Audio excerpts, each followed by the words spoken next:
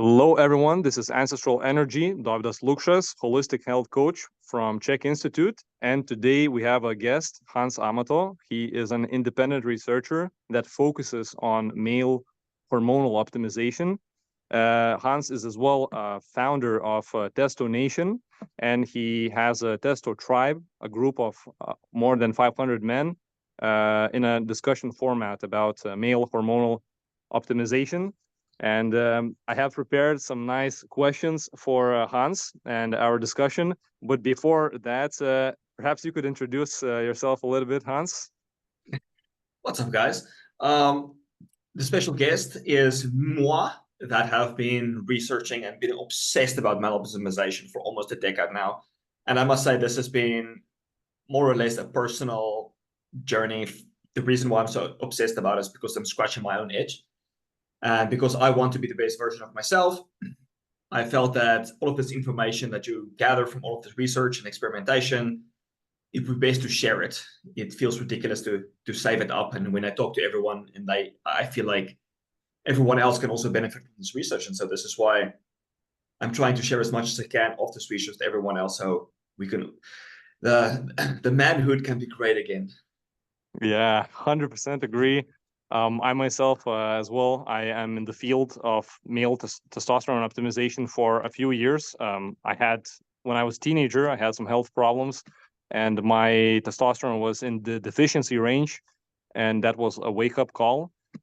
Besides other like gut health and other related like issues, I was working on that like a few years. And I think what you are doing, Hans, as well, is really giving clarity for men. Because there's so many factors and there's so much information that isn't organized at all, and that's biohack and this thing, but then everything is just overly like chaotic, and to organize that information and to put it into practice and see what works. I feel everybody has to do that for themselves. But today our intention with Hans is to help you guys to contemplate on it and also understand, assimilate that information, and most importantly, test it by yourself. So let's jump into the first question. And this is what are in your opinion, the top nutrition, lifestyle, environmental, and like habitual roadblocks that men have that also lead to reduced testosterone levels? Okay, let's start with diet before we switch over to lifestyle and the other stuff. I would say when it comes to diet, the biggest thing that I've seen so far is that the diet is just so subpar and people don't understand what it means to eat a nutrient-dense diet. And so let's say it's breakfast, right? It might be a cereal. Lunch might be a chicken sandwich. Dinner might be a little bit more of a solid meal. But the main thing I always see is like it's devoid of micronutrients necessary for testosterone. And when it comes to testosterone optimization, I always try to distill it as easy as possible. Like, what's the main things that you can do? Like, simplify it. Because as you mentioned, there's so much info out there, like what the hell you're supposed to do. So let's simplify it. First thing, optimize your diet. When it comes to diet, make sure you eat nutrient-dense foods. There's only two rules, basically. Eat nutrient-dense foods, avoid foods that give you negative reactions. So I don't care how beneficial that food is, but if it's going to give you a negative reaction, don't consume that food. So for example, when it comes to dairy is amazing, right? It's packed with nutrients. It's got protein, carbs, fats, beneficial fatty acids, cholesterol, like everything you need to optimize your testosterone. But there's a lot of people that respond negatively to dairy. They might get bloating, they might have get brain fog, they might get some sort of a negative effect when they consume dairy. In that case, don't consume dairy. You know, there might be some workarounds. Maybe you can, instead of having cow's milk, you can have goat milk. There's some workarounds. But those are the two rules. Nutrient-dense foods, don't eat things that negatively affect you. And what I've realized is that people don't realize what nutrient-dense foods are. And so they think that when they eat healthy, they are eating nutrient-dense foods. Like, because we have been so indoctrinated by, I need to eat my fruits and vegetables, nuts and seeds, you know, those kind of stuff. Like, that's actually not the best foods that you can be consuming to maximize your testosterone. Like, ultimately, it comes down to the animal-based foods, right? If you can do meat, organ meat, dairy, if you tolerate that, and you got some egg yolks, get all yolked up, and some seafood like oysters. Those 5 foods, right, are the most nutrient-dense foods that you can possibly consume. So if you had to look at a testosterone pyramid, right, the things at the bottom is the most important, the things that you should be consuming the most of. The bottom would be those 5 foods, the nutrient-dense foods of the pyramid. And then from there, you have, for example, white meat. And then from there, you have like lesser nutrient-dense foods. And at the top of the pyramid, which is the least effective, would be, for example, supplements. But what most people do is they jump right to the supplements. What supplement can I be using? But the thing is like that never fixes the root cause of low testosterone, micronutrient deficiencies. Are you going to get zinc in tonkatali? Are you going to get zinc in your triglycerides test?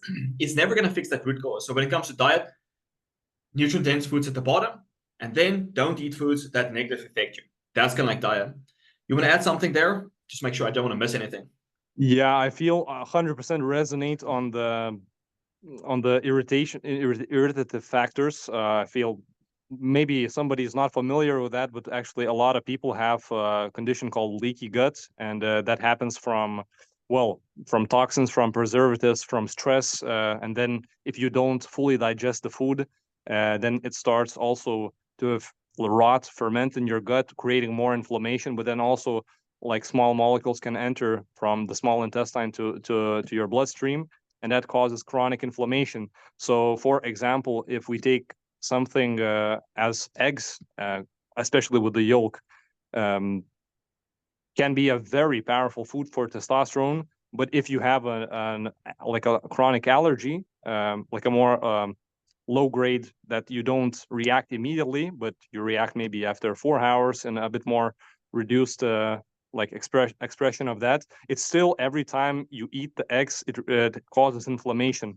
And anything that causes inflammation, so the cortisol rises, is also gonna reduce testosterone. So because of the cortisol testosterone ratio. So I think it really boils down also to what you said, the nutrient dense foods, but also kind of really experimenting with yourself, and maybe even journaling, like seeing what works. Yeah. Like, I like to say, do you have the energy to climb mountains? If that okay, then your diet works. Yeah, then your diet works. So that's one thing, to assess it. That's super important, because there's so much books and what you can read on the diet. This is healthy, this is not healthy, but ultimately you have to come just back to your body and observe it. Just like one proper month of like really solid assessment and observation of yourself can replace all the books for decades. So that's my opinion. And in terms of nutrient dense foods, like, I 100% agree. Like plant-based foods, I see a lot of people don't also process, they don't like soak and sprout the legumes and the grains, and that causes like more inflammation. They're not particularly like nutrient dense, so this is something to be aware of. I had to also go through my journey with that, like early in this plant-based diet. It was like, now, if I'm just reflecting like 5 years ago, it was causing more inflammation and problems than any like benefit. So yeah, and simple foods like rice, potatoes, and butter, and coconut oil, and grass-fed beef, and beef liver if you can get good quality, egg yolks. That is like king food, and nothing to complicate too much. It's actually very basic foundational foods. And I would say also, like, carbohydrates is important. Of course, you have to work on your like insulin sensitivity. So perhaps not overdo it, but that is important for testosterone and free testosterone, and also to reduce cortisol, and as well also just for training. So that would be my go for it. Yeah, and Hans, what would you add on the lifestyle or like habits, environment, on that part of it, things? I would say when it comes to lifestyle, I would never want to force someone to do something. Like I know how it feels to feel like you need to do something, right? And that's kind of like really not a good feeling. It's like I have to exercise or do something that you don't want to do. So let's say, for example, we know that walking is pretty good for testosterone. You get outside, you get sunlight, you do walking. Like, there's a positive correlation between the amount of steps that you take and the increase in testosterone you can get. It's not going to be like massive, but there is a correlation. Now, some people hate walking, right? Or some people just don't enjoy it because for whatever reason they have achy joints or something like that. The thing is, like, you don't have to do walking. You can do something that you enjoy when it comes to movement, right? It could be cycling, it could be rollerblading, it could be ice skating, right? It could be any kind of movement that you would want to do that's fun. Swimming in the ocean, swimming in the river instead of doing exercise. Like, don't view something as exercise. Rather get a hobby, do something, and being that way physically active can be really good. But there is evidence to suggest that very intense training is also really good for your hormones. So it could be like high intensity sprint, interval training. It could be like lifting heavy weights, but that high intensity where you're activating a lot of muscles is uniquely beneficial for releasing testosterone, growth hormone, DHT, those kind of stuff. It's better than these low intensity cardio.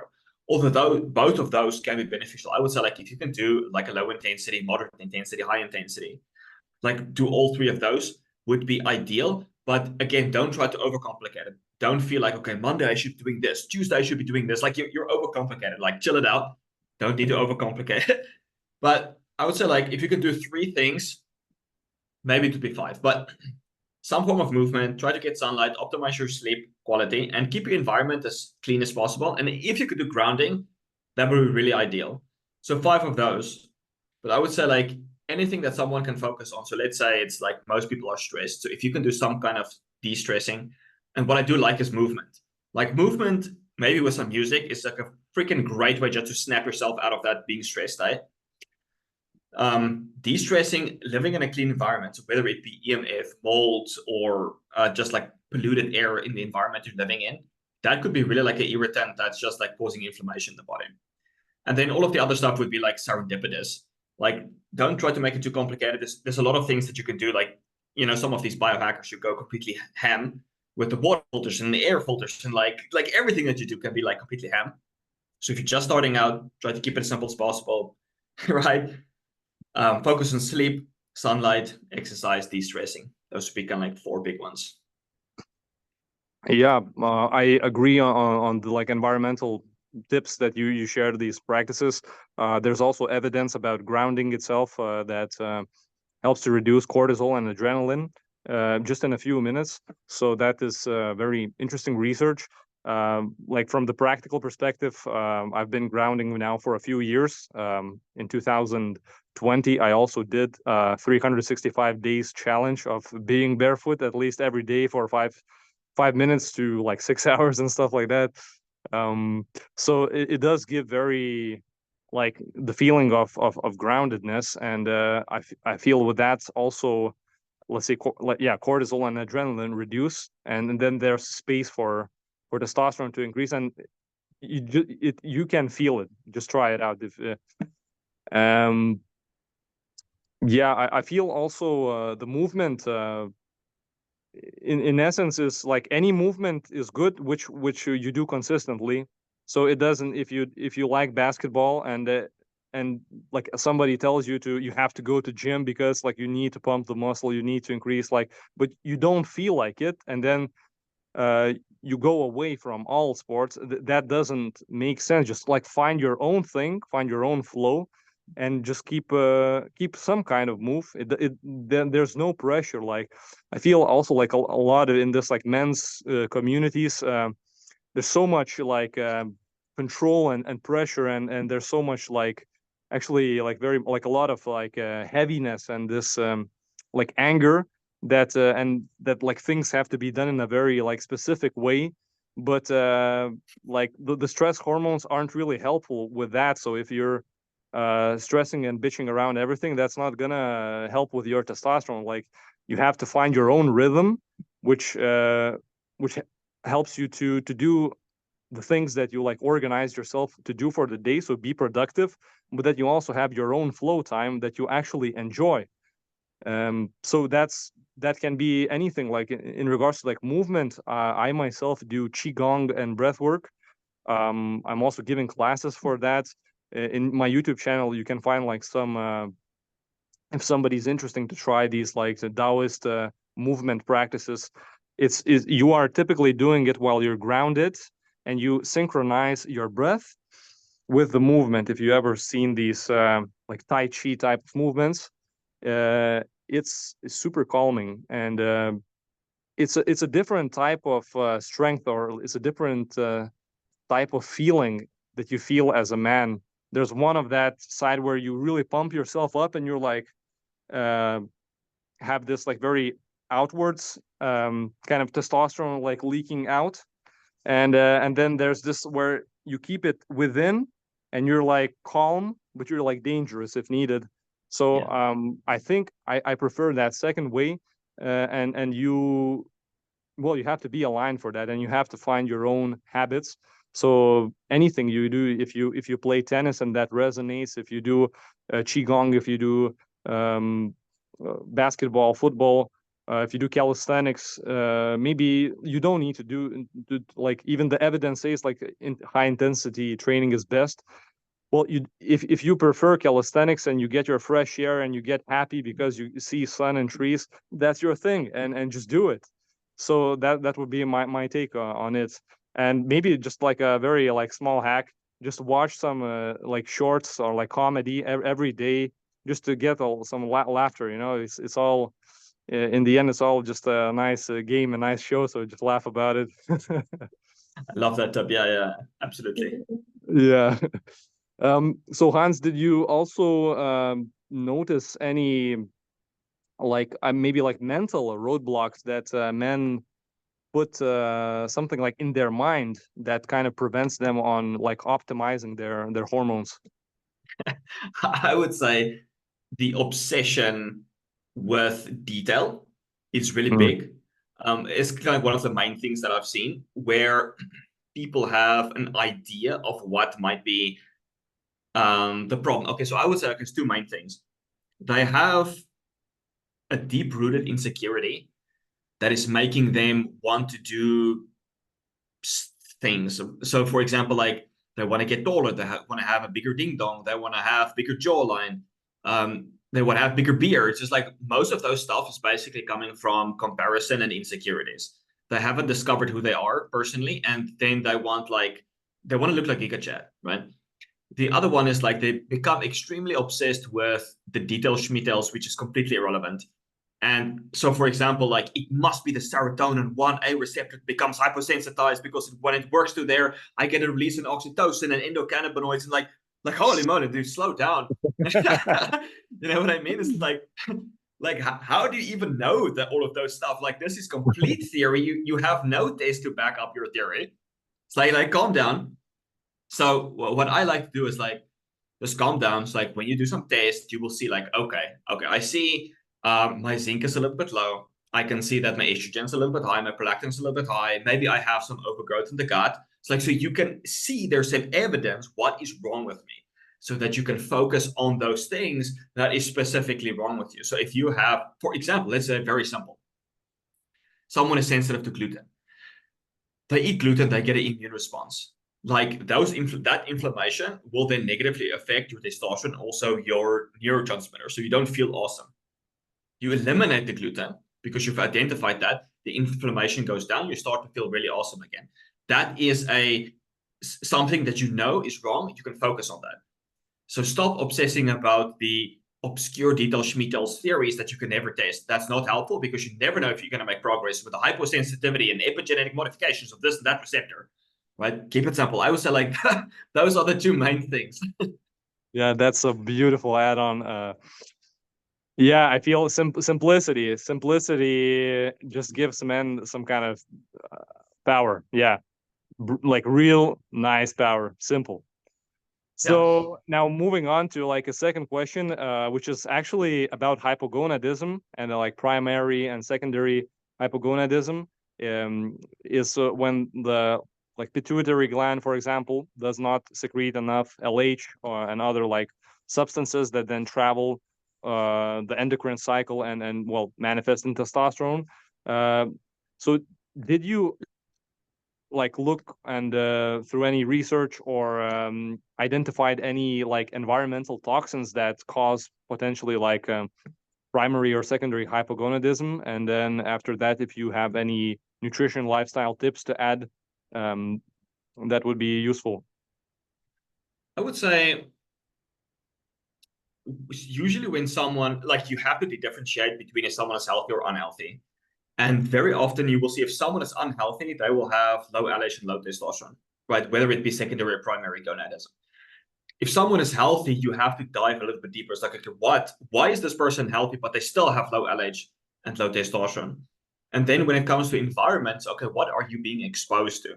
Like I did a video a while ago on the most toxic jobs. And like when you actually start going through jobs, it seems like there's no safe job. Like every single job, you're exposed to some form of a toxin, right? Even the safe jobs where you're working in an office, like you're probably exposed to a lot of EMF, a lot of dirty electricity. You're exposed to still fumes, ink, the printer ink.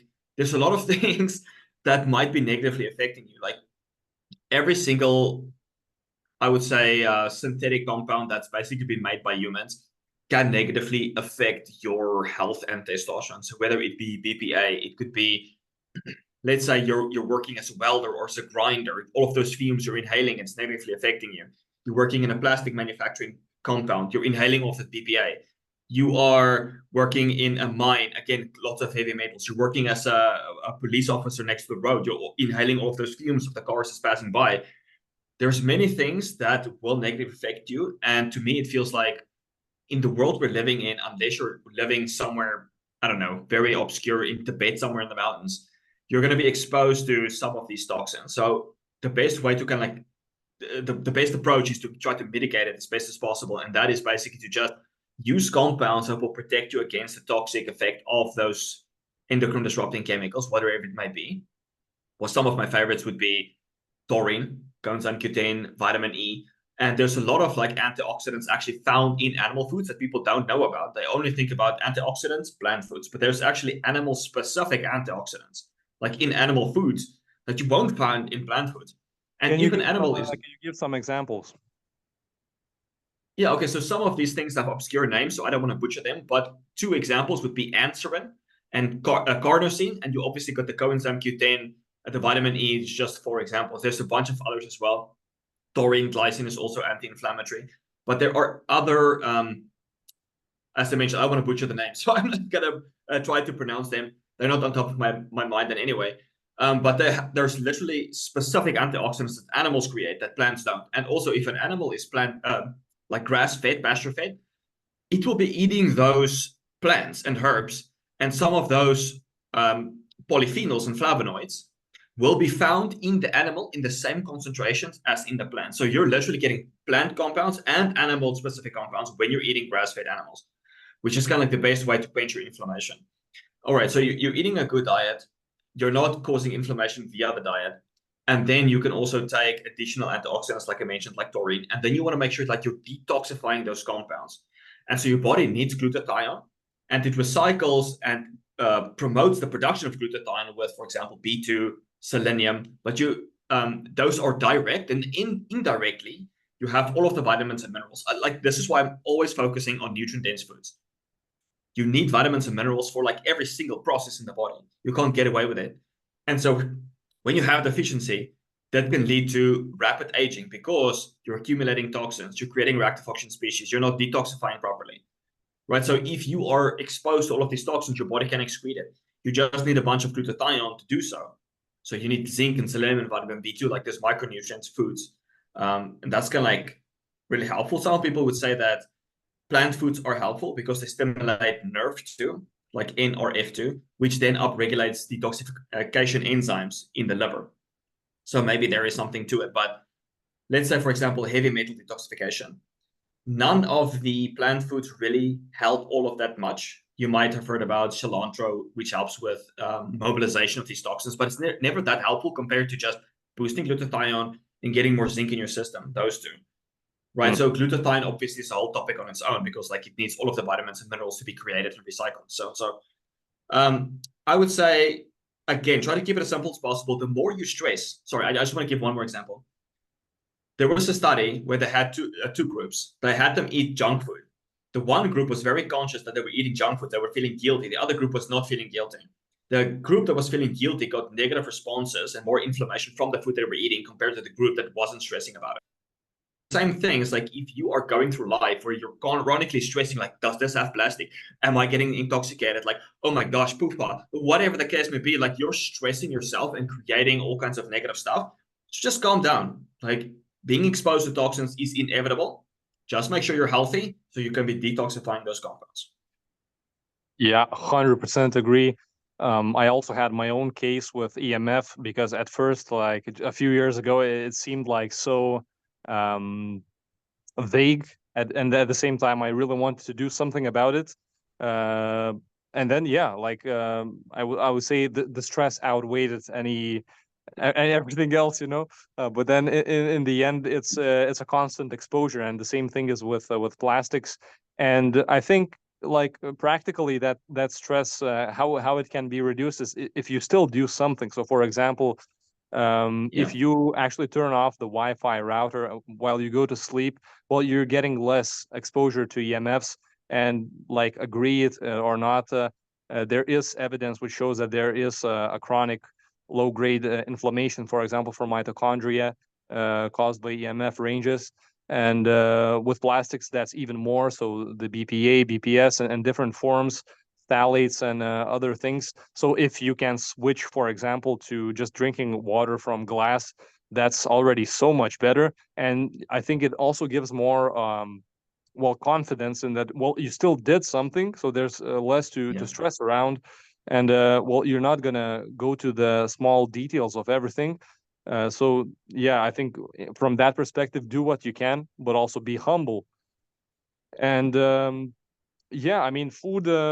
If you can choose like wild, like for example, wild meat, or if you can buy organic vegetables, and if you eat grains, like for example, I still, it's not that I eat like all my meals are nuts and seeds and grains, and no way. But like I still enjoy occasional like buckwheat and sometimes oatmeal and things like that, or lentils, and there's ways to prepare it, like even if you are eating perhaps a questionable quality product, you can still wash it, soak it in a mixture of like apple cider vinegar, or add a little bit of salt, and then kind of wash it again. It does help to remove some of those environmental toxins. So there's things to do. I think it's also how you organize how you organize your choices. So so that's about environment. That we could speak much more. I feel about all of these questions for a different talk, but just to kind of wrap it up, I feel we can make more of these talks. So now let's just talk on the most important things. So for the next question, that's what, in your opinion, Hans, what are the top nutrition and lifestyle strategies for optimizing each of the hormones now separately, more or less? So that's LH, then testosterone, DHT, free testosterone, and estrogen levels. I feel like you can't disconnect them. When someone has a dysregulation of their hormones, they usually have a nutritional deficiency. And so let's say someone is zinc deficient. They tend to be low testosterone, higher estrogen, low DHT, right? So it's suboptimal androgen to estrogen ratio and higher prolactin as well. And so it's always going to come back to nutrient-dense foods that you have to eat first. So when it comes to diet, nutrient-dense foods, the 5 stuff that I mentioned, red meat, organ meat, dairy, eggs, oysters, those 5 stuff, is really like the most nutrient-dense foods that you can consume that will beneficially affect your testosterone. And so like if you got those nutrients covered and you are sure you've got them covered, all of your hormones should be sufficient. And so this is what I mentioned previously, is if you have 2 people, one is healthy, one is unhealthy. The one is healthy, they're eating a spectacular diet, their blood work's looking amazing, but they still have low LH or low testosterone. It's like, why on earth is that happening? You need to do additional tests to identify what's going on. There's some hidden toxin in the body, whether it be heavy metals. They have some overgrowth of pathogenic bacteria in the gut, for example. They have, for example, H. pylori, so they don't secrete enough stomach acid to absorb the nutrients that you're eating.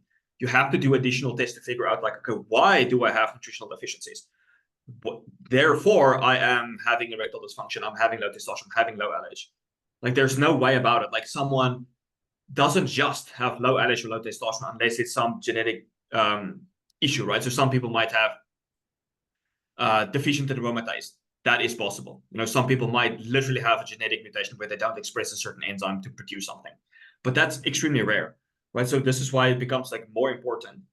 The more unhealthy you are, the more low-hanging fruit there are that you can optimize first. The more healthy you become. And I've seen this before where someone is eating the perfect diet, doing the perfect lifestyle, doing everything right?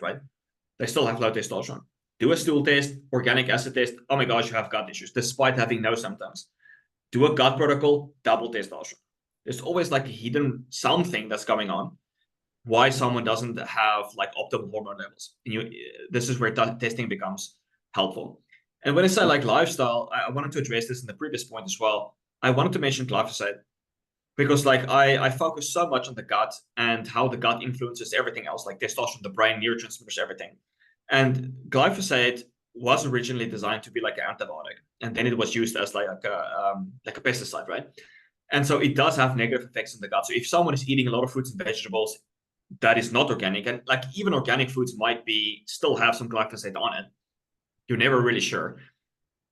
That can start to mess with the gut and cause gut issues, which can then lead to some form of a dysbiosis that then causes low testosterone. And the thing is, like a lot of people, they, whether it be consciously or subconsciously, they eliminate foods that they don't react negatively to, and they continue to eat foods that they don't react negatively to, right? So intuitively, they might go more or less to a diet where they don't get any negative symptoms from. But the problem is that's never going to address the gut issue, right? So you might get no symptom because your diet is allowing you to get no symptom, but there's still an issue there. So the moment you start eating other food, you will again get those those side effects. So that's kind of what I have to say about that. What do you think? Yeah, that's that's a good overview. Like I would personally probably add to connect that like detoxification topic with also like hormonal optimization, and maybe more like on the gland side. That would be like, I would say toxins are first. So if there's toxins in the gut, if there's toxins in the glands, for example, heavy metals, or your liver is like stagnating, it's congested, it's not working. If lymphatic system is also congested, then the body is then focusing first on eliminating the toxins out from the body, not so much into upgrading the sex hormones. So there's also the it's called I don't really know if it's the name, but it's a DHEAS, like steel. So like hormonal steel. So pretty much what happens is that um, first, as I said, the body prioritizes survival, and only then, if those conditions are met and you feel well, calm, chilled, relaxed, safe, that's very important. Then the body say, okay, we upgraded now to like this King Genghis Khan type of mode. So you first got to meet your foundations, and like it's not only about like mentally not feeling yeah, like you can have like a nice body language, you know, feel powerful, kind of prime yourself up. But if you have like just like reducing it to like basic physical things, if you have inflammation somewhere in the body, your body is not feeling safe because it feels threatened because of inflammation. So, and especially gut health, that's also area where I mainly focus with my clients. Like chronic infections and overgrowths and SIBO and those kind of things cause a lot of problems.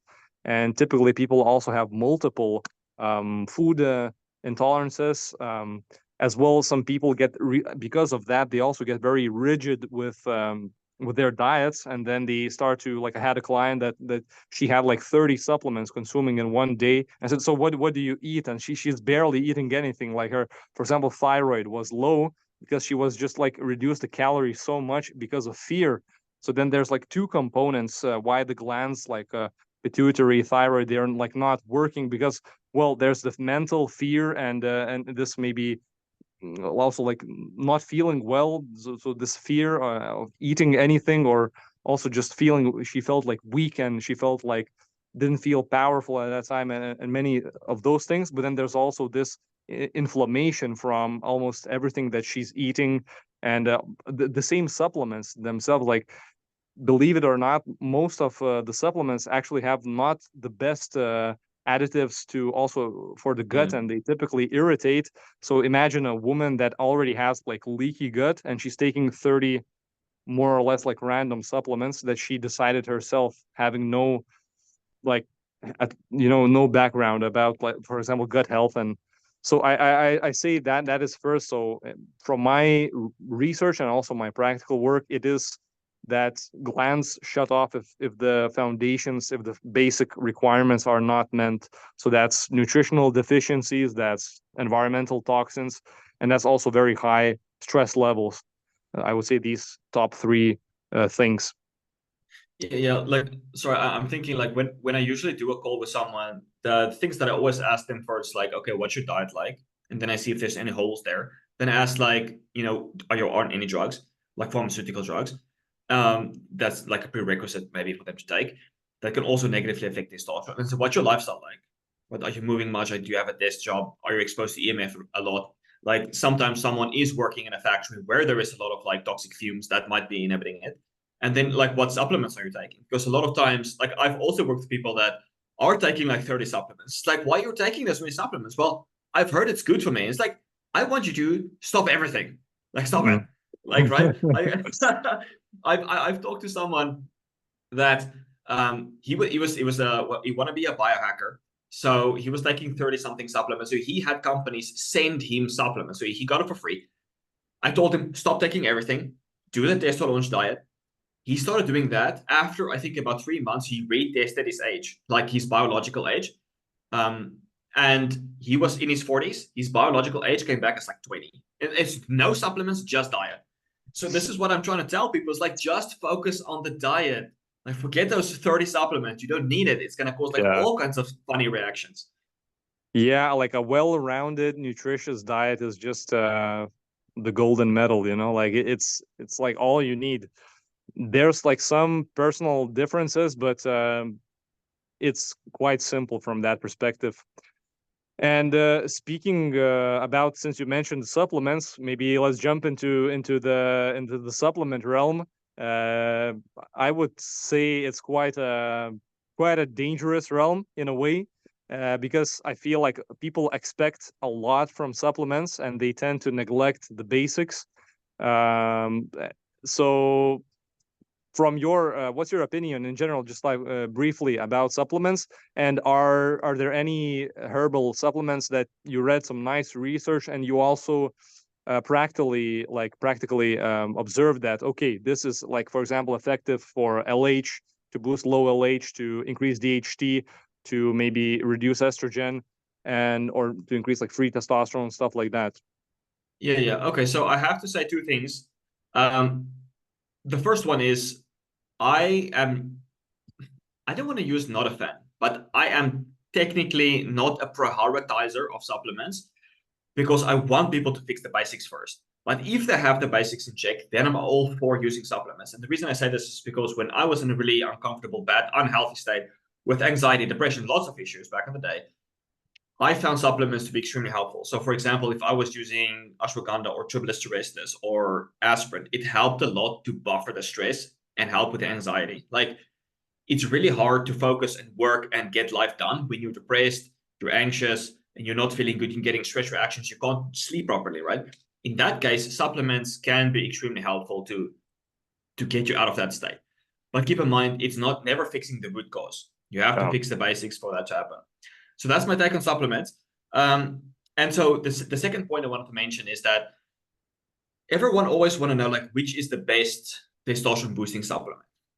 So I want to take everyone's, let's do a mind exercise. When you look at the map of the world, you will see that every single aphrodisiac is sourced from different parts of the world. So, for example, you got Chastans, which is sourced from China somewhere, Genghis Khan area, right, Asia.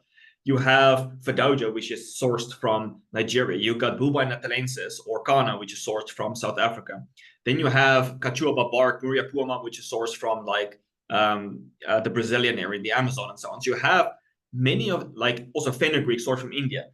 You have all of these aphrodisiacs coming from different areas of the world. And then you have to ask yourself, which one is the best one? Well, they used what was available to them, and all of those were helpful. And so just because something doesn't increase your testosterone doesn't mean it's not helpful. Like, why are you using a supplement? Well, you're using it to feel better, have better bonies, and have better sex life. It's like, I don't care if it doesn't increase your testosterone, if it helps with those goals, use it, right? So a lot of people criticize testosterone boosters, like, it doesn't increase testosterone. It's like, okay, but you get better boners, you have more morning wood, you have more libido, right? You feel better, you feel it. That's the point, isn't it? So I don't want to focus too much when it comes to supplements on testosterone. I'd rather focus on, do you feel it or not? And with that being said, my favorite ones, let's say I have a list of 5, depending on the situation of the person. I really like Donkatali and Tribolus. Those are kind of like my 2 big ones. Then you have Damiana, you have Ghana, you have Yohimbine. Like, all of those would be for different reasons. So Yohimbine is maybe for someone with delayed ejaculation, right? Then you have Damiana, which is maybe for someone that doesn't have a lot of sensitivity. You have Tonkatali, that's more very powerful as a nervous system stimulant. So maybe someone with premature ejaculation will not do as good on that one. Then you have ashwagandha, that's more of a calming herb that might over time help with premature ejaculation, initially cause premature ejaculation. It's like everyone will have a slightly different effect. And so I don't think it's wise for anyone to just nilly-willy start using supplements. You have no idea what it's really doing. So it's more like identifying like what specifically you want to get solved and then use a specific herb for that one. And so that's kind of like my take on it. And back to your question, when it comes to hormones like LH and testosterone, DHT, those kind of stuff, I focus just on the diet to fix that, right? And if someone wants to speed up the process, so let's say it comes to DHT, my 2 favorite ones would probably be Tribulus terrestris, creatine boron, and then Butea superba is kind of like really good for increasing DHT. Those would be my. I try to keep it as simple as possible. And zinc, you want to make sure you got enough zinc, like oysters. Inhibiting aromatase is again like make sure you got zinc, you got your oysters on board. You're insulin sensitive, you're not obese, like all of the basics. And supplements, Damiana, luteolin, I think Tonkatali is probably okay. Again, like I just focus on the basics. Like, I don't like treating a symptom with a herb because it doesn't fix the root cause. So I would rather like use a supplement for a symptom instead of like fixing hormones. So that's kind of like my take. Yeah, that's I 100% agree on the even the herbs can be also used to just mask the symptoms. So for example, if we take like an adaptogen like ashwagandha, okay, it helps you to feel a bit more like calm and relaxed, but then just like ask yourself, what is making you stressed out? Like what is stressing out? Like why you notice like you're in the office and you're like out of breath and you're like stuck in here like hyperventilating. What is causing that? What are the factors that are causing you to be stressed? Is it mental? Is it emotions? Is it thoughts? Is it maybe people? Is it maybe some kind of worry? And in the end, in the long term, if you really want to fix it, you gotta address those causes. And if we, let's say, prioritize actually stress as the main factor, let's say reducing testosterone levels, then working on your like emotional release therapies and emotional freedom techniques, journaling, writing things down, that is something amazing. But already, like, also having said that, I will agree, when I was also going through health challenges, I could notice the benefits of let's say taking an ashwagandha or just like magnesium. Like,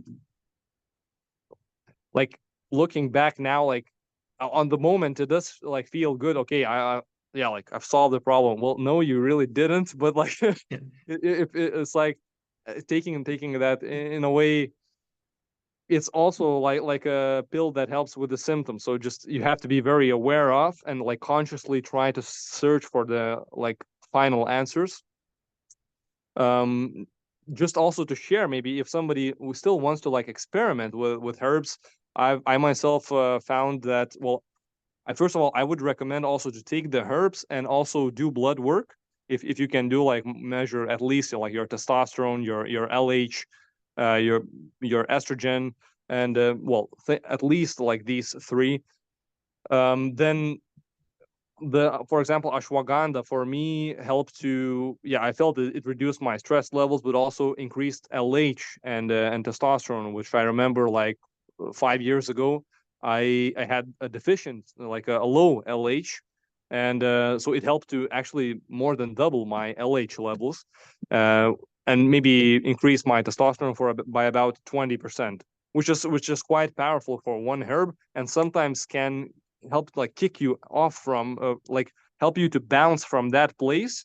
And it's like already when you are in this state, you feel, and you feel just in a different state, and based on that you are making decisions differently. So maybe at that stage where you perhaps take, let's say, that ashwagandha, and you feel more like calm and more powerful, maybe then you are ready to tackle those like kind of more root causes, because you do need the energy, and you do need the power and like intention to fix it. And in these like very like chronic inflammatory like low energy states, everything can seem very like complicated. So in the end, I do recommend it for people who are still like on the health journey. But if somebody has like been biohacking for 5 years, as the client that you said, he's just like, bro, just come back to the basics and you're gonna win, you know.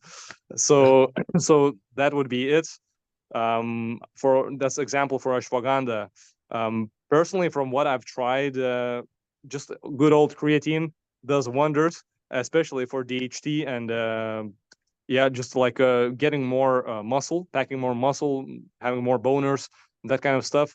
But speaking, I would say about maybe facial hair, and as well like libido.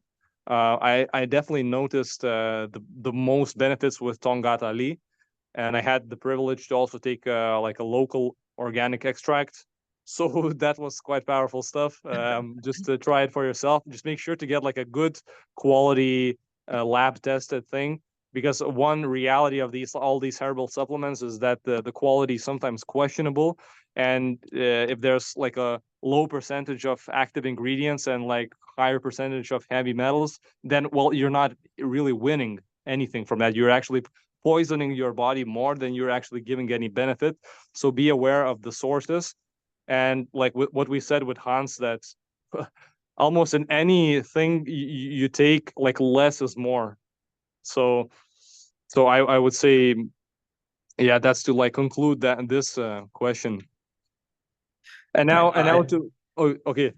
No, I love the fact that you mentioned about the stress. I feel like a lot of people aren't really in tune with what is causing stress. And so they might have this anxiety and they don't even know what's causing it. And it's like, just think back. Okay, what triggered it? Is it maybe this argument I had with someone? It's like, okay, and then you can like mentally deal with it and the anxiety goes away. And so let's say you had the argument, but you never dealt with it, you're going to continue to be anxious. So like taking ashwagandha is not going to help because you need to deal with that anxiety. And so I love the fact that you also mentioned, like when you take a herb, maybe it will give you the energy to be more empowered to do what you need to do.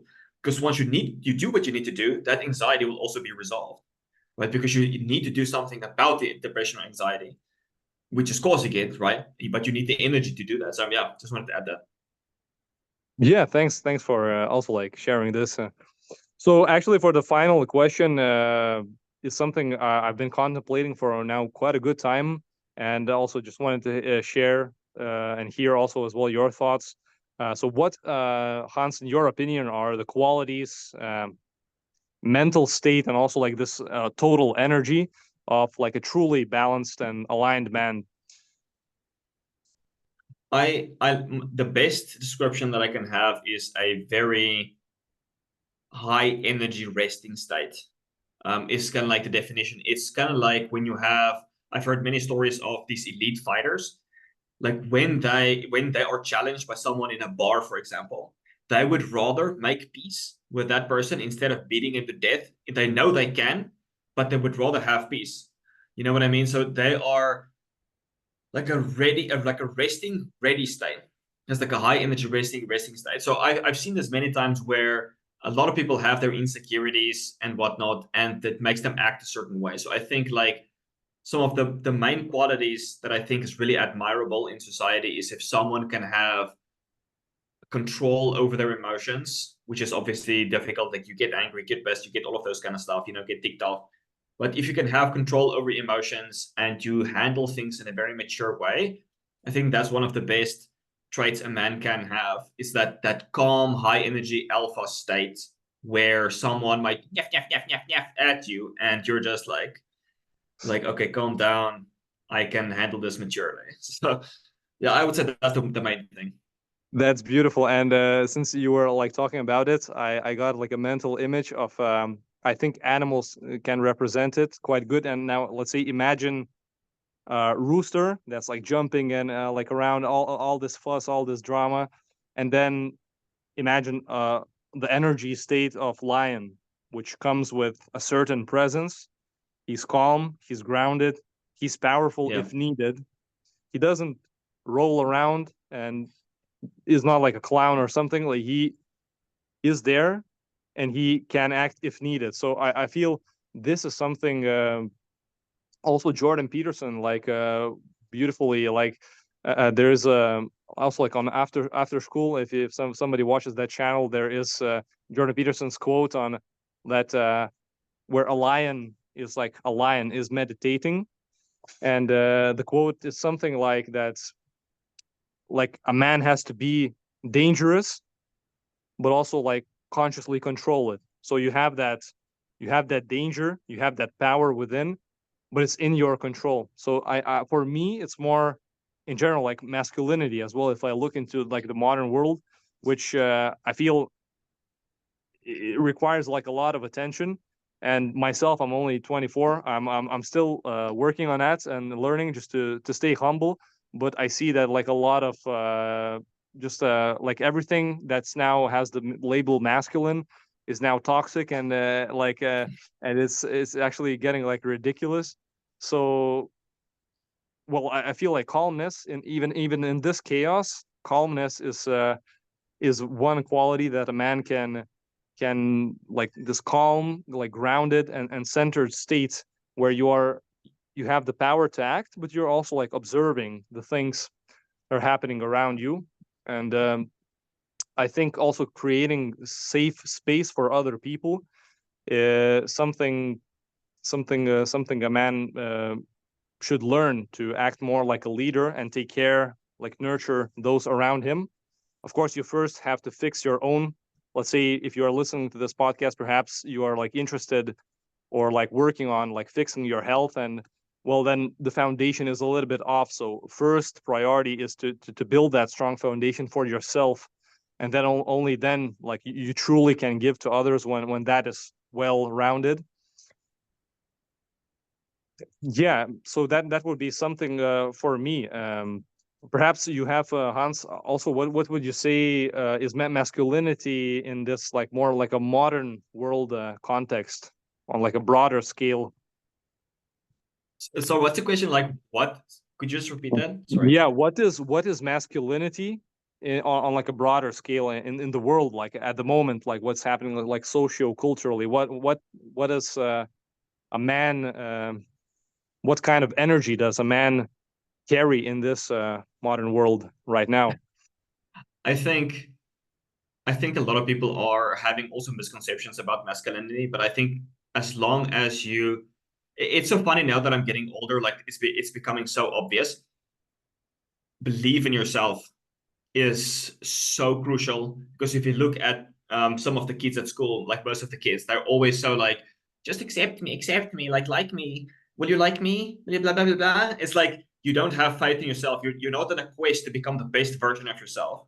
Like that should be your main goal. Become the best version of yourself, and you will attract what is necessary, what you deserve. Like I was listening to something else the other day, and someone said that life doesn't give you what you want, it gives you what you deserve. And very few people are working to deserve something. So as long as you believe in yourself, like most people need more belief in themselves, that confidence. Not like a fake confidence, but something that Alex Hormozi also says, like you get confidence from proof, right? You like, and the proof you get from doing. You do something, you get good at that, that's the proof, and that gives you the confidence. So this is why it's important, like go get it, like go get stuff done, and that will give you the confidence, and you will start believing in yourself, and then you will attract other people to you. So it's not never like forcing masculinity in other people, like controlling people, like this authoritarianism. like I am in control over my household kind of weirdness that I've seen some people do, right? Like, where it's more like people want to be around you, like they see you as a leader because you deserve to be a leader, because you can lead yourself. I think that's like a very, very good quality, and it's never going around and telling other people what to do. It's like you lead yourself, and then other people will admire it and they will be drawn to the light, so to speak, if that makes sense. Yeah, that's beautiful. I would probably also add, just on top of that,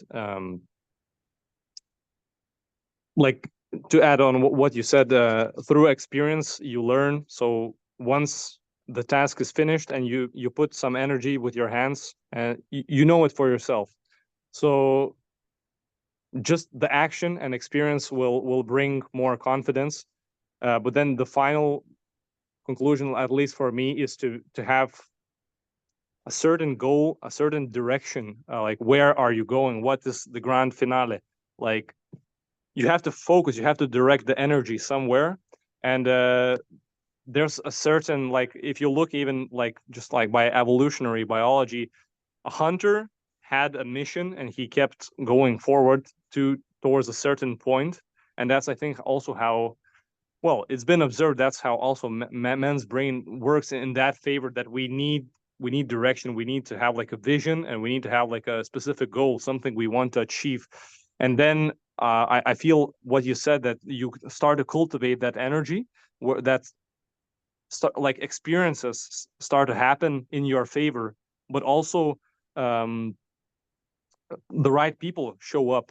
And then the biggest wins are the personal wins. So if you have your direction and you're progressing, even small steps, that actually by itself feeds the testosterone chain. So it helps to increase testosterone, those daily wins, that you are moving towards your goal, or your desired life, or your best desired version of yourself.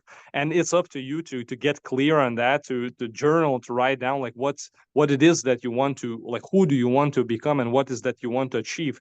Because then if you break it down to smaller things, well, there's something to do, and there's something to strive for.